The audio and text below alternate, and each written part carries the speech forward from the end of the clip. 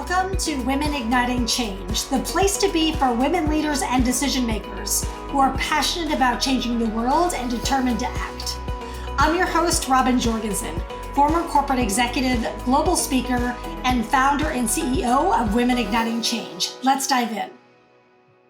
Hello, changemakers. Welcome back to the Women Igniting Change podcast. Today in the studio, we have two incredible guests, Pari and Eve.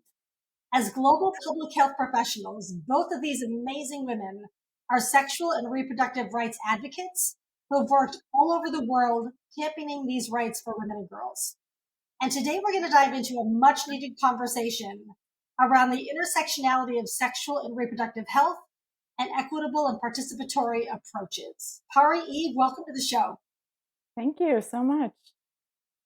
I'm so excited to dive into this topic, especially the three of us living here in the US, because this is a really, really needed conversation. Both of you have extensive backgrounds in sexual and reproductive health and diverse experiences across continents and across contexts. Share a specific moment or experience from your career that really impacted your perspective on sexual and reproductive health and how it's influenced your work. Yeah, sure. I can share first. I have a pretty clear moment for me.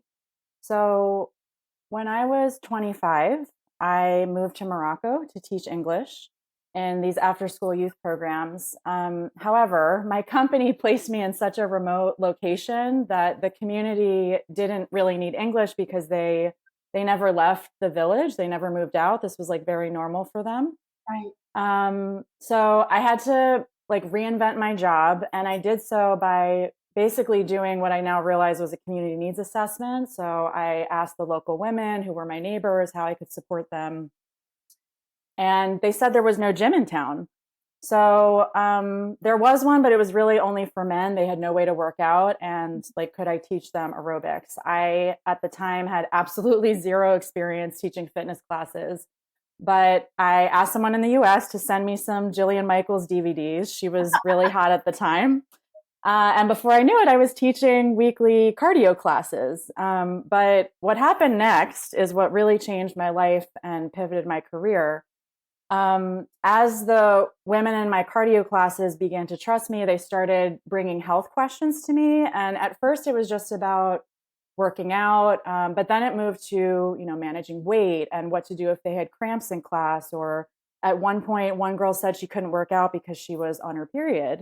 Mm-hmm. And when I would ask for more context around their questions, I realized that they really had no information on how their own bodies worked.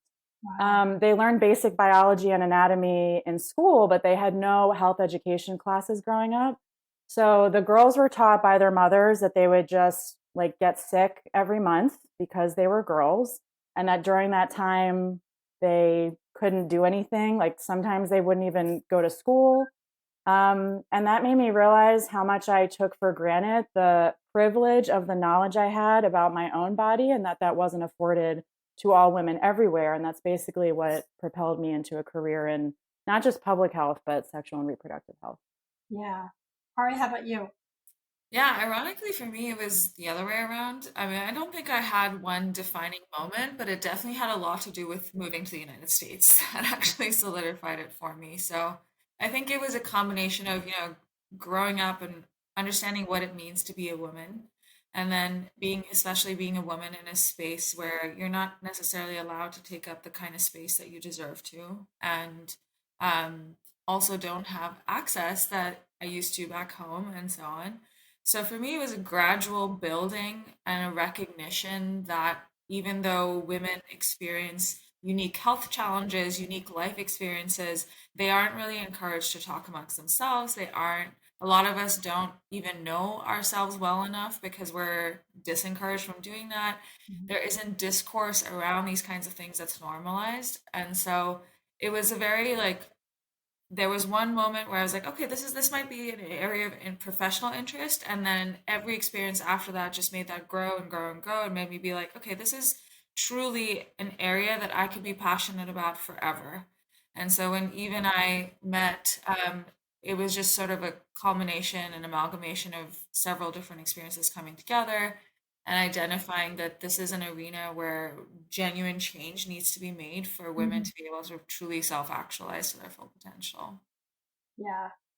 So reproductive rights, often intersects with complex social, cultural, and political dynamics, especially here in the US. Describe a challenging situation you encountered working in the field and how you navigated that to achieve a positive outcome.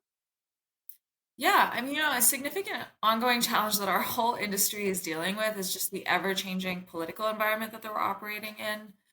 Unfortunately, we have arrived in the US back at a time in which women's bodily autonomy and our ability to control our own choices is, in fact, not up to us, but instead up to politicians, many of whom are woefully uneducated and uninformed about reproductive health and rights. And, removing the right to medical privacy, which is what the Dobbs decision did a year and a half ago, or getting rid of federal protections related to abortion has some obvious consequences. For example, people's ability to access healthcare is reduced, the capacity of doctors to do their jobs is reduced. Social systems are now going to be seeing a lot more unplanned, unwanted pregnancies that they're going to have to protect and account for. And ultimately, of course, maternal mortality rates are going to skyrocket. But what I think is a less obvious but still very intentional consequence of this constantly shifting legal and political environment is that it's now even tougher for the average person to know what their rights are, especially considering that it's different by state and by gestational age and by circumstance.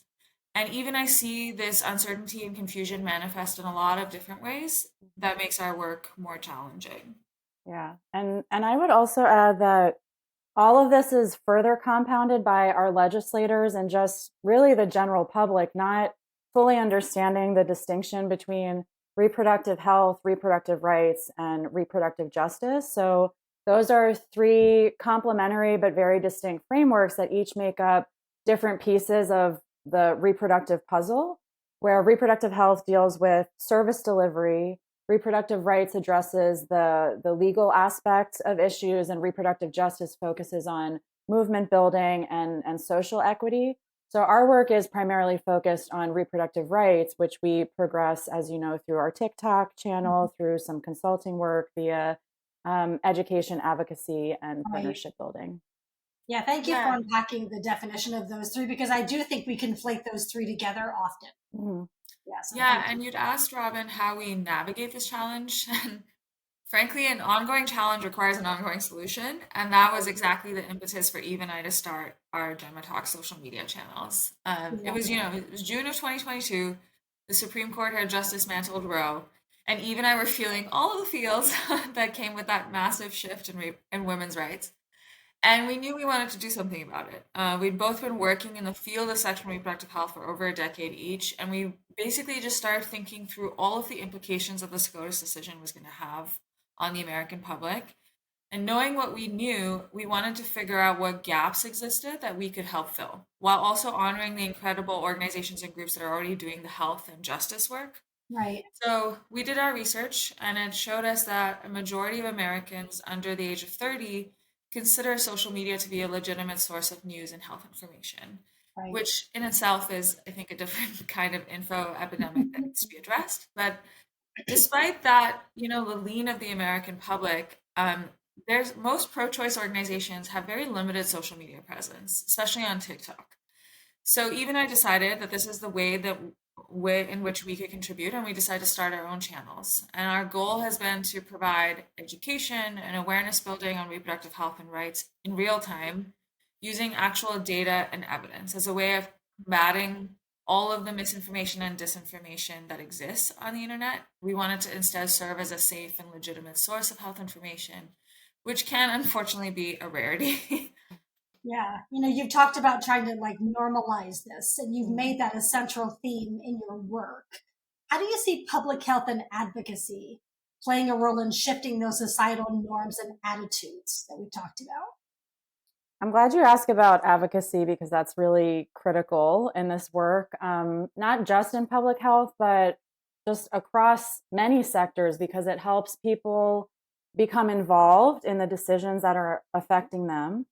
American women have, as we know, have experienced a lot of setbacks in recent years.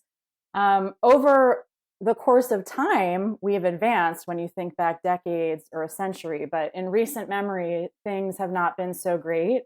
And frankly, women are tired. We're tired. Advocacy work is important because it helps reignite people's energy. It makes them remember their voice again and that they have something to fight for.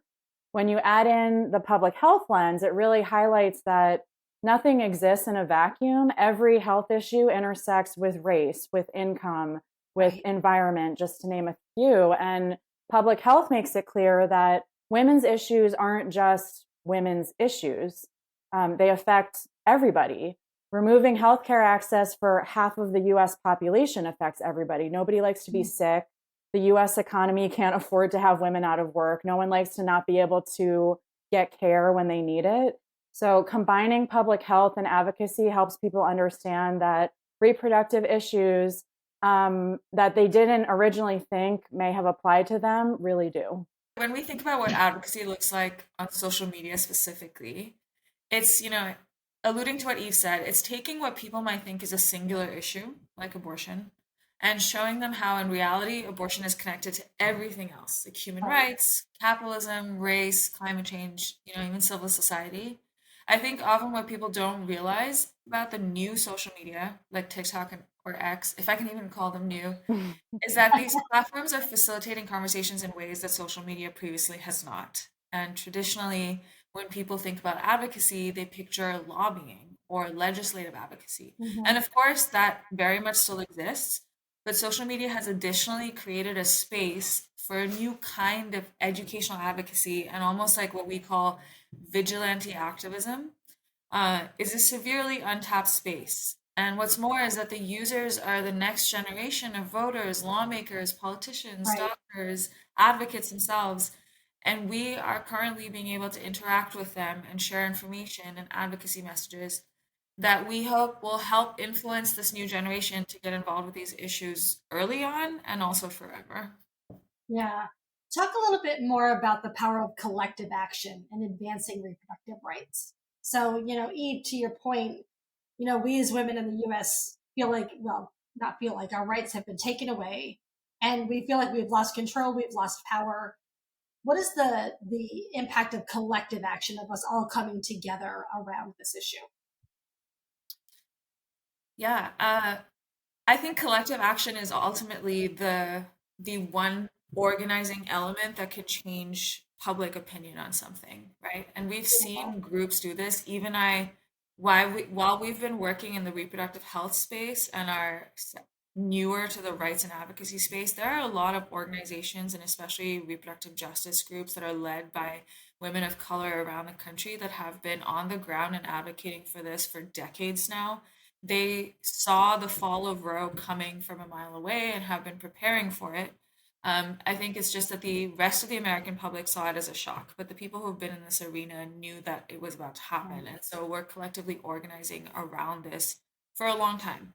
And one example of a piece of collective action that Eve and I are pretty proud of being semi involved with is in 2019, folks within the city of Atlanta forecasted that the state of Georgia was about to make some, in the years to come, about to make some very conservative decisions around women's reproductive rights. Mhm. And so there was a group that got together called Amplify in 2019 that I was contributing to that brought together organizers from across the reproductive justice space to essentially lobby the city of Atlanta to make the city what's it called a designated safe space for reproductive health. And it took about 9 months from start to finish, which is ironic in itself, um, Right. to get the city legislators to, first co-sign draft legislation around making the city this way, and then get the full yes from the board that was involved in this. And ultimately, what happened is that the city councilors all signed on to this, and now the city of Atlanta is considered a designated safe space for reproductive health. And then a few weeks later, the city took it a step further and they actually recognized Abortion Providers Appreciation Day, which is March 10th across the country, but only recognized by certain states. And Mhm. then the following year, what happened is, as we all know, um, COVID happened in 2020, and then the fall of Roe came Right. soon after that. But because they had done that work with the city of Atlanta, and even though Georgia as a state was one of the more conservative responses, uh, the city of Atlanta was prepared to then put city dollars towards protection of reproductive health access within the city limits, which might not seem like a significant change if you're operating within state law, but it is still a recognition that there's collective work happening to try and protect rights within the confines of a law that exists. And that's Mhm. just one of many examples that's taken place across the US of fighters, essentially, like just like justice fighters coming together and doing all of this heavy work to protect the lives and access of women that they haven't even met yet. And Right. I think that that's a really valuable and wonderful thing that often goes unnoticed and unrecognized. Yeah. Let's dive into talking about the healthcare ecosystem for a minute. So, you're both passionate about building a vibrant sexual and reproductive healthcare ecosystem. That's a significant part of your work. Elaborate on how that type of ecosystem contributes to more equity and more of a just approach to reproductive health. Sure, I can start. I want to go back to the three frameworks that I mentioned in the beginning, the Yeah. reproductive health, rights, and justice. So, mirroring these frameworks, the sexual and reproductive health ecosystem includes everyone from health service providers to funders to advocacy groups, civil society organizations, and social movements. There's a lot of people in this ecosystem, and I'll give an example specific to how this applies in on the issue of abortion. Sure. Generally, the abortion ecosystem is made up of the providers, as in the OBGYNs and clinics that provide the health services, the abortion funds, so the organizations that help people pay for their care, practical support networks. So these are organizations that help people navigate the logistics around getting care, like transportation, like lodging. And then there's C4 advocacy groups. So these are the ones that organize and activate around legislation and legal protections. Right now, because of the state specific laws in the US, the abortion ecosystem can look different state to state. And in some cases, it's even moving to a regional model where we aren't just talking about interstate SRH ecosystems, but intrastate ecosystems and even national systems when we start to think about larger U.S. based abortion entities like the National Abortion Federation (NAF) and the National Network of Abortion Funds, which is NNF. Yeah. The ecosystems that these organizations and groups together create are really critical. It kind of goes back to what I was saying earlier, that it's not a stretch to say that these groups have cushioned people from the full impact of the fall of Roe, especially in conservative states. And here's what I mean by that. For example, all of the red states implement a set of policies known as TRAP laws. TRAP stands for Targeted Regulation of Abortion Providers. And trap laws make it so that someone seeking abortion care has to undergo a series of requirements, such as a mandatory ultrasound, a counseling session, a 24-hour wait period, and so on. It also mandates several requirements on the actual clinics and the providers, but for now, I'll keep it a high level to the client experience instead. So let's say you have someone in Texas who needs an abortion, but it's not available there. And so now she has to travel outside of the state in order to get care. That means she is potentially needing to take time off work, find childcare for her existing children, have a means of transportation to get to where she's going, have the financial means to afford an out of state trip, and also at least a 24-hour stay wherever she's going. And for a lot of people in the US, those conditions render it essentially impossible for them to get care until the ecosystem steps in. So Eve mentioned abortion funds and practical support networks. These are groups that will help people pay for abortion costs or pay and find coverage for other logistical pieces like the physical travel or lodging for the 24-hour wait period and so on. The ecosystem is what makes it possible again for people to get care who would have otherwise completely been excluded. But I want to make sure we answer the question about the challenges. So to summarize all of that, I would say the two biggest challenges to the ecosystem are the shifting political landscape that we've seen since the fall of Roe, but also the intense reliance on donor support to facilitate this continued access to care. So many of the organizations within the reproductive health ecosystem in the US are working really, really hard and getting very creative to kind of circumvent these issues. But for long term sustainability, it's going to require more public support towards the issues than like specific donors and kind of just playing defense of reacting to all of the legislation that's preventing care. Yeah. So that kind of lends itself into the next question of social accountability. So, can you provide an example of a project or an initiative that effectively leveraged social accountability to address sexual and reproductive health challenges? And what lessons can we learn from that? Yeah, social accountability is so important. I mean, in regular reproductive health programming, social accountability tools are exceptionally useful for driving civic engagement, building relationships between community members and duty bearers, and facilitating the creation of action plans and generating collective responsibility.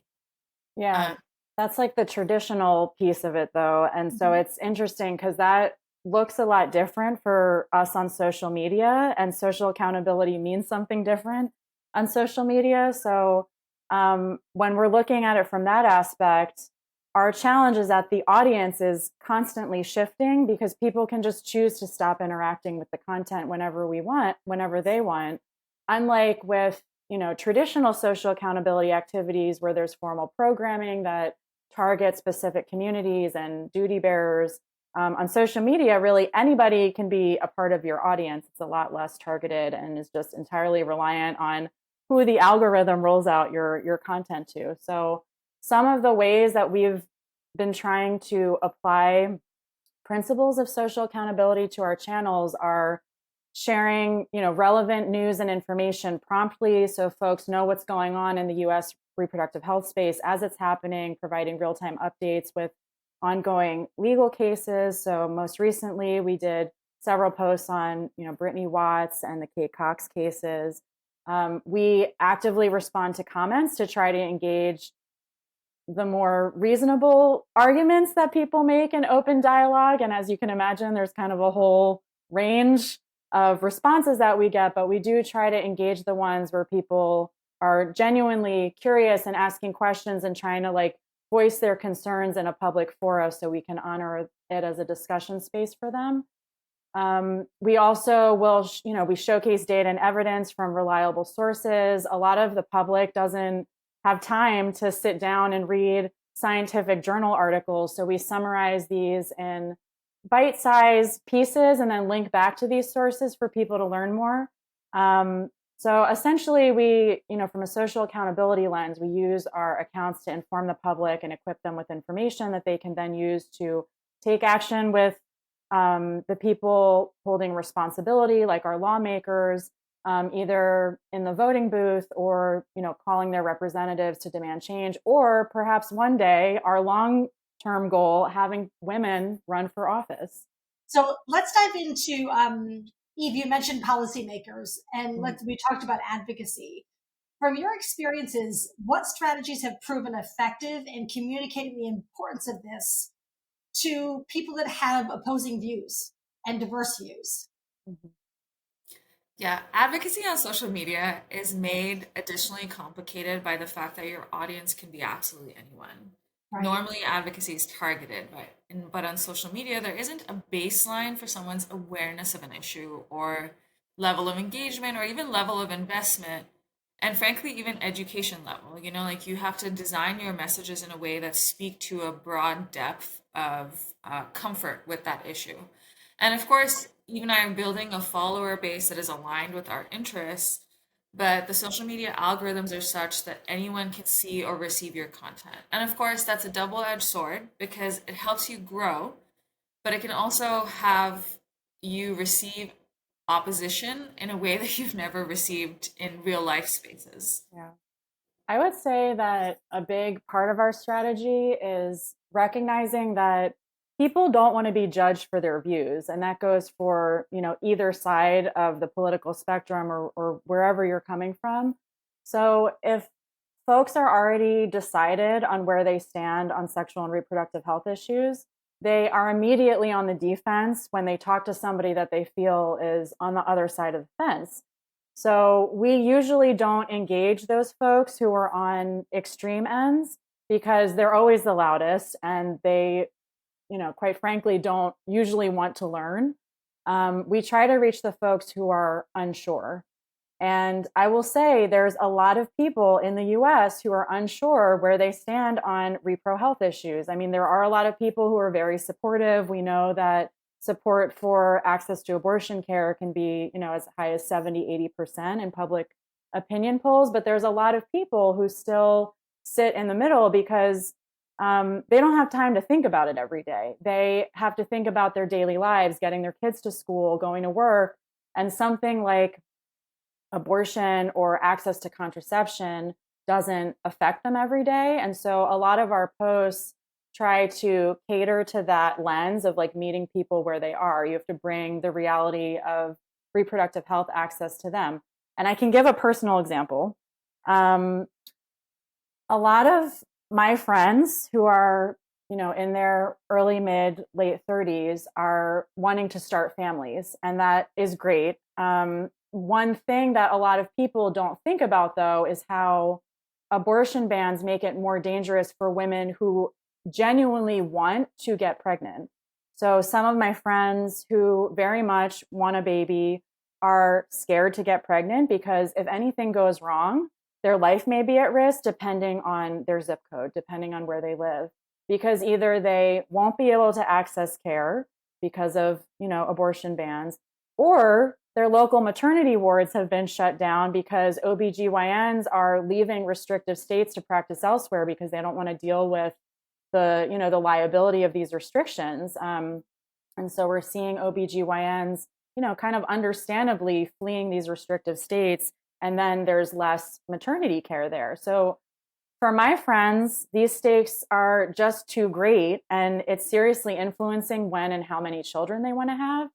So, like using that example, you have to speak on rights issues in terms of how it affects people every day rather than this abstract. Statistics are great, but when people hear like 1 of 3 women will have an abortion in their lifetime, they know it sounds high, but it never seems like it's actually going to affect or happen to them. Yeah. And I think that's part of our advocacy goal is that also, what Eve was sharing is that a lot of women don't understand that with the new abortion bans, even having a miscarriage will put you at risk of sort of legal punishment, which of course is crazy. But from a medical perspective, there isn't a difference between a miscarriage and an abortion. And I don't think people understand that. Like even a certified OBGYN provider, if they were giving you a physical checkup after you'd experienced a miscarriage, they wouldn't be able to differentiate whether you had had a miscarriage or an abortion. And I think people don't understand that. And so our part of our advocacy goal is to say that, reproductive health includes so much more than just abortion. And yet when people hear reproductive health, that's all they think about because it's been so politicized and inflammatory. And earlier Eve had mentioned the 3 frameworks of health, rights, and justice and how they interact. And part of our strategy is to try and communicate those frameworks to diverse audiences, and talking about the multitude of things that are part of that. So, for example, it's not just about having control over your body in relation to your reproductive choices, but all of your choices. So it's about whether to have children, when to have children, how to parent any future children, where to live, what kind of job to have. It's all of autonomy is not exclusive from one another. Mm-hmm. And in our work, even I have met so many women who had to navigate the medical system or self-advocate for years and years before they were even able to get a diagnosis or a treatment for sexual and reproductive health issues that had nothing to do with abortion, like for example endometriosis or PCOS, just because women's healthcare is so poorly understood by most people. Yeah. We've talked about reproductive health it's a personal issue, and it's also a very stigmatized topic. So how do we foster open and constructive conversations within communities to break down those barriers? Mm-hmm. and promote reproductive rights without perpetuating stereotypes or biases? How do we do that? I would say the number one thing is to just talk about what happens in women's healthcare. And like literally any woman in America or otherwise can do that. So talk about abortion openly as you're comfortable, talking about IUD insertion, talking about women's pain management when it comes to, gynecological procedures and your needs. Talk about these things with your close friends, with your families, with your communities, because most change starts at the ground level. And the more that we openly discuss and normalize these topics, the more that we realize how many people it actually affects in the country, but also in our immediate circles, which kind of has the most influencing change when you realize that people that you love, the people surrounding you are affected by a particular issue. It then leads to cries for change and cries for justice. Yeah, this is a really hard thing to talk about, but 1 in every 4 women in the United States will be raped during her lifetime, and of every 3 will have an abortion. 20% of women will have a miscarriage, and like all of these and so many other things are sexual and reproductive health issues, and yet people almost never talk about them. Like the national data is so alarming and yet unknown that when even I share it on social media, people call us liars because they're like, there's no way that's possible, even though this is all publicly available data by the CDC.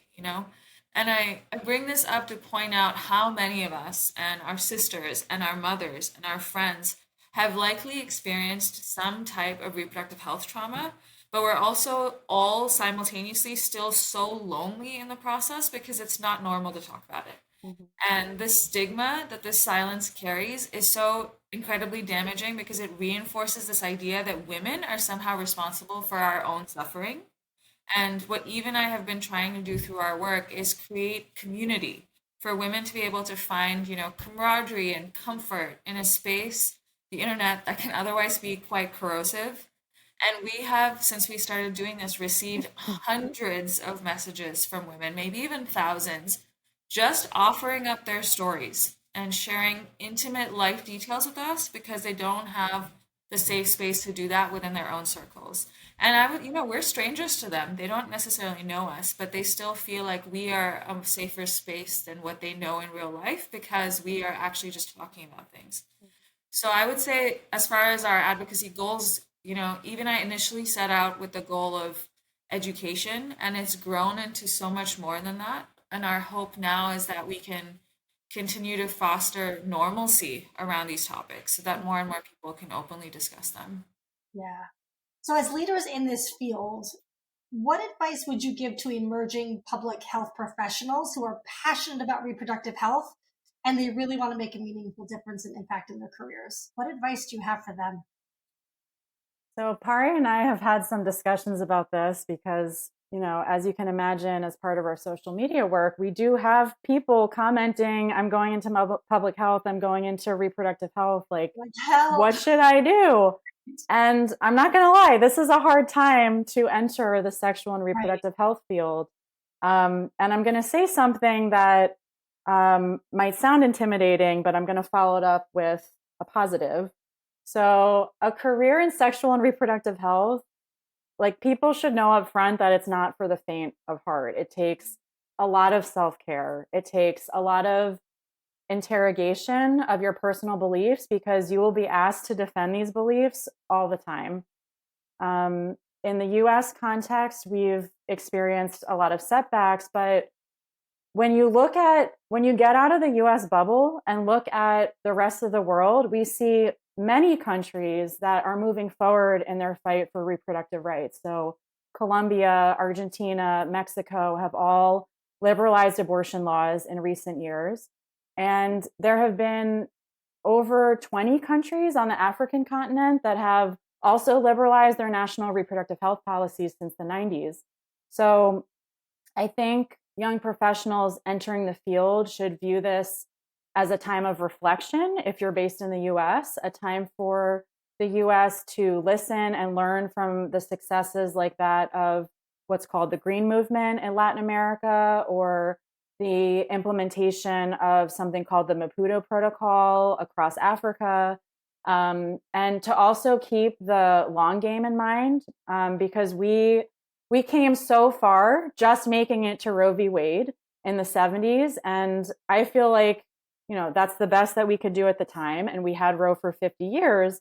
But quite frankly, you'll hear over and over again in the reproductive health community that Roe was a weak precedent for women to start with. And so we have to see this, emerging public health professionals have to see this as an opportunity to create something stronger and more permanent that explicitly protects women's rights for the long haul. Yeah. Pari, anything you want to add to that?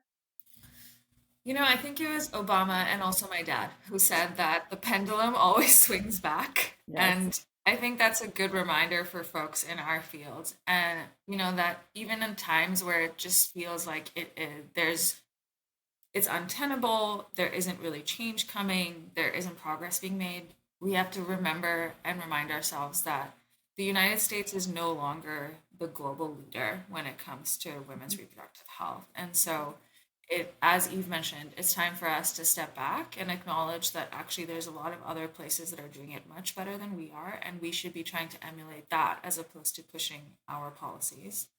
And also just a reminder that, every generation that comes is more empathetic than the last. And I can't say that will always be true. I don't know how the world will change, but I want to believe that as a group, humanity is becoming a more empathetic group. And so the more that women talk about their issues, the more that we share, the more that men walk into these spaces with open minds and open hearts, the more we're going to be able to reach a place where, reproductive health is just a given, and it's not even something that needs to be talked about because it's just so normal and expected and part of society. Yeah. Where can our listeners learn more about you and the work that you're both doing? We are on Instagram and TikTok. Our handle is at Gemma_talks. Gemma is GEMMA and talks is TALKS. Wonderful. Pari, Eve, I cannot thank you enough. This was informative, educational, and such needed discussion to really normalize this in all of our circles. For our listeners, we will have links for how to get a hold of Pari and Eve in the show notes, and we'll see you back for next time. Take care, everybody. Thank you. Thanks. Bye. Thank you so much for listening to Women Igniting Change. I know creating change matters to you. If you enjoy what we talk about on the show, please take one action today and share it with someone who could benefit from listening. Until next time, keep standing up and speaking out for what matters.